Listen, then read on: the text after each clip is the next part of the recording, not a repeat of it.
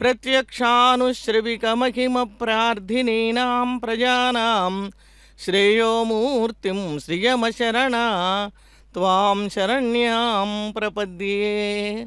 అరుగో పద్మావతి అమ్మవారు చంద్రప్రభ వాహనంపై తిరువీధి ఉత్సవంలో భక్తజన సంనాడు.